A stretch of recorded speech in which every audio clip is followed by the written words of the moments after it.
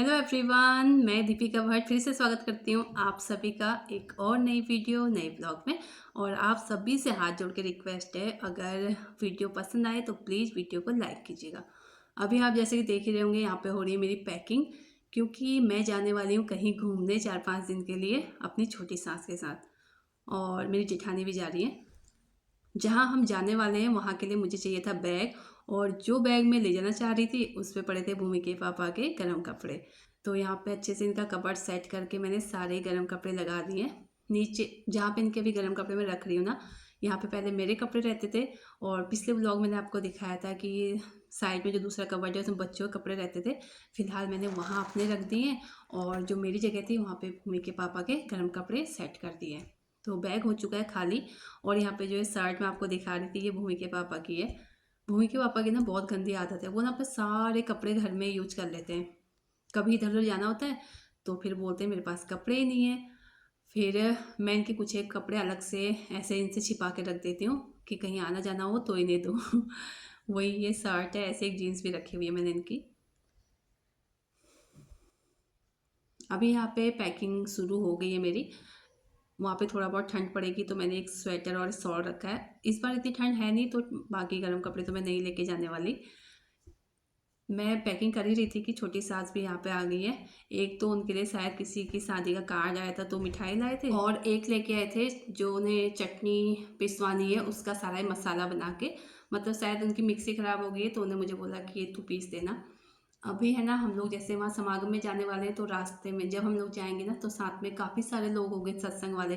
तो वहाँ पे क्या होता है, कुछ लोग मतलब हर कोई कुछ ना कुछ बना के लाता है और आपस में मिल बांट के खाते हैं। तो फिर छोटी सास को भी था कि वो भी कुछ बना के ले जाए, उन्हें शौक है दूसरों को खिलाने का। तो हमने छोटी सास ने खीरे का रायता बनाया था, आलू मेथी की सब्जी, पराठे, रोटियां, और मुझे बोला था कि मैं अप्पे बना दूं। और चटनी की तो सारी तैयारी करके वो लेके आए थे। अभी मैं यहाँ पे अप्पे की तैयारी करने लगी हूँ। सबसे पहले तो मैंने यहाँ पे शिमला मिर्च, टमाटर और प्याज काट के रख लिया था, भूमि ने मेरी हेल्प की। और 2 पैकेट सूजी के जो हैं वो थे, और साथ में यहाँ पे एक आधा किलो का दही का पैकेट था। तो 2 पैकेट सूजी के, आधा किलो का दही का पैकेट मैंने यहाँ पे डाल दिया, थोड़ा सा पानी डाल के अच्छे से मिक्स कर दिया। फिर मसाले डाले, लाल मिर्ची, हल्दी पाउडर, नमक, और साथ में गरम मसाला। और साथ में जो मैंने सब्जियां काट के रखी हुई थी ये भी मिक्स कर दी। थोड़ा सा पानी डाल के इसे अभी छोड़ दूंगी। और 2 पैकेट मेरे पास इनो के पड़े हैं, वो मैं बाद में डालूंगी जब हमें अप्पे बनाने होंगे। अभी अप्पे बनाने की जो भी सारी तैयारी है वो मैंने बच्चों वाले रूम में बैठ के की, क्योंकि किचन में है ना रितु खाना बना रही थी, रात का टाइम है। और जब रितु ने सारा खाना पीने का सारा कुछ कर लिया, किचन खाली हो गई थी, उसके बाद मैं किचन में गई हूँ। तो बैटर को रखे हुए लगभग आधा घंटा हो गया था। फिर मैंने इस पे छौंका दिया है सरसों के तेल में, राई और कड़ी पत्ते का।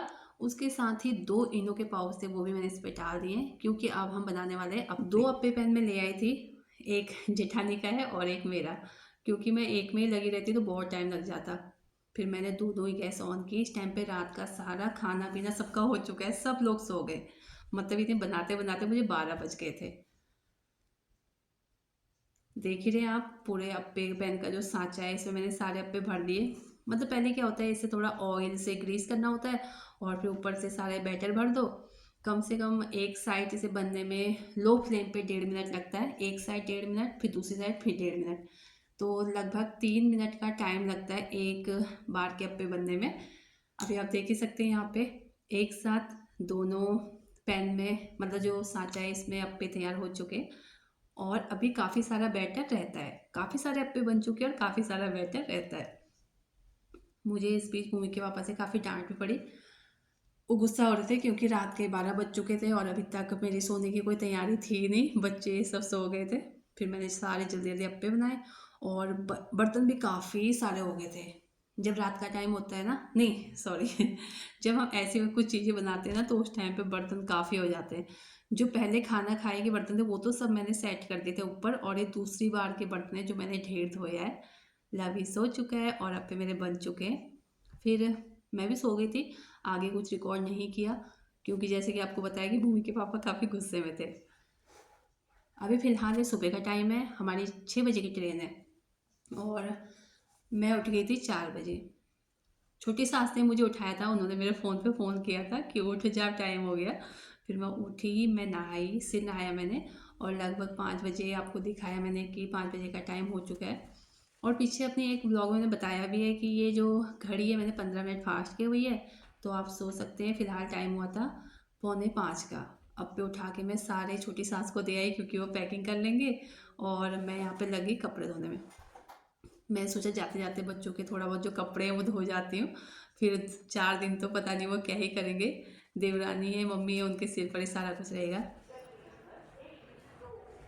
लगभग पौन साढ़े 5:30 या पौने 6 बजे हम पहुंच गए थे स्टेशन में और चढ़ गए हैं, अपनी अपनी सीट ले ली है, बैठे हुए आराम से। जेठानी है, जेठानी का बेटा है, छोटी सास है, मैं हूँ।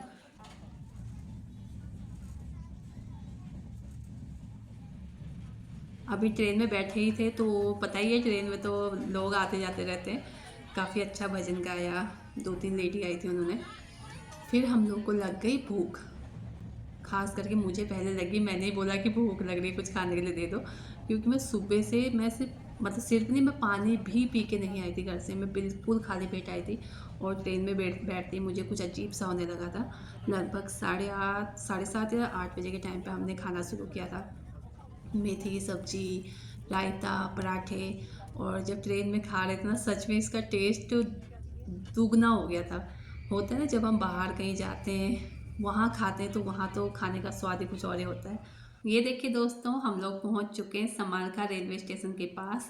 और जैसे हम ट्रेन से नीचे उतरे, यहाँ पे काफ़ी सारे सेवादार थे जो कि जैसे जो ट्रेन से उतरते हैं उनकी कोई हेल्प करवानी होती है, किसी के पास बैग ज़्यादा होते हैं या कोई बूढ़े बुजुर्ग हैं, बच्चे हैं, उतर नहीं पाते, तो काफ़ी सारे लोग थे उनकी हेल्प करने के लिए, सेवादार मतलब।